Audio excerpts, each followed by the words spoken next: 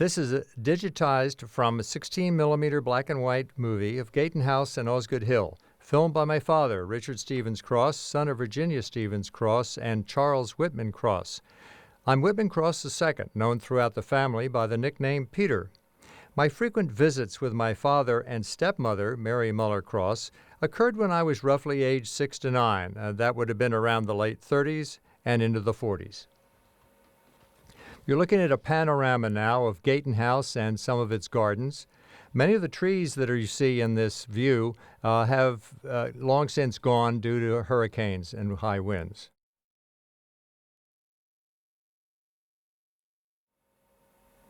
There's some unknown, horses or wagons or things going up the road headed toward Osgood Hill, the second house.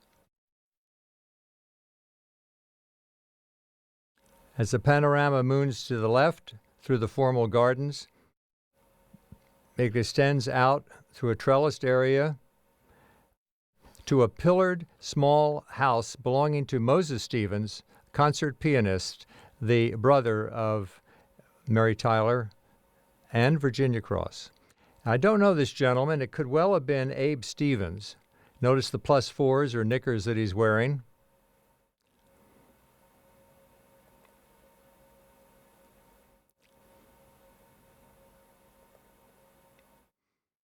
I don't know the woman on the left. I don't think it was my mother. She died when I was 4, and that could be Abe Stevens there. And this is the pillared house in which Moses lived in the summers. Mary Tyler summered here also, but they both lived in Boston in the winter. You'll notice a lack of formal gardens to the left. It looked kind of barren. Here's the unknown, maybe Abe Stevens, and my father on the right in his vest and suit. And he's approximately age 30 here, having a great time with his knees. Later in life, he would have polio and difficulty walking. This is Moses Stevens, white-haired, bachelor, brother of Mary Tyler. And there's Mary Tyler and Moses. She's a lady of hats in the book called The Proper Bostonians. Notice the choker collar she exhibits, worn all the time. Now we look back at the gardens, and all of a sudden the gardens are completed. This must have been more than a year later, but 1930 is listed on the film can.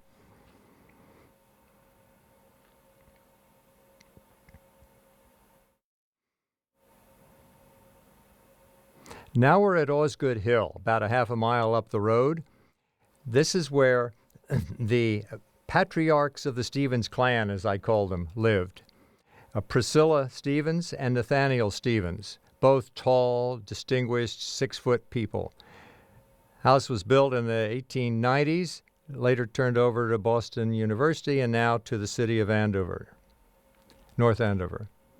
Notice the greenhouses. You can't see the carriage sheds behind. But this is a 360 panorama around the walking path outside the back end of the house.